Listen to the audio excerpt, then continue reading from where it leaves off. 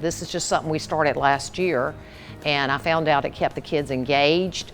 They loved it. So they come in and they are basically doing it on their own, and I just walk around and observe.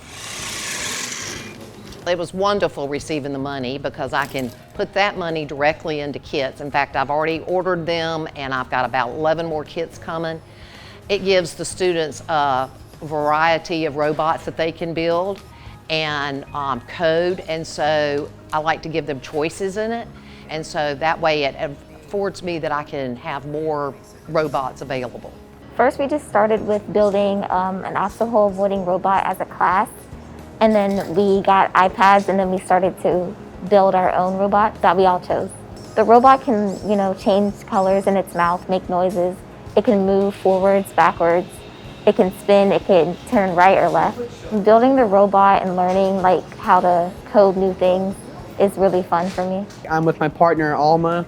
What we're doing is we're building ourselves a dragon to code. I'm the builder, she's the programmer, so right now we're just about done with it. I got one more leg to do for the dragon. I'm gonna put it all together, and she's gonna get the tablet, program it.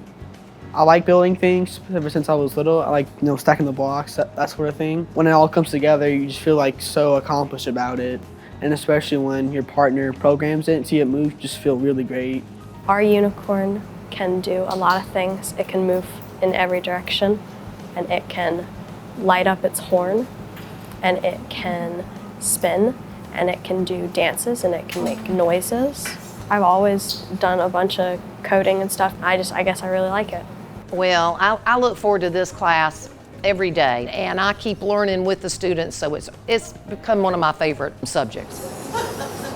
He's making noises now.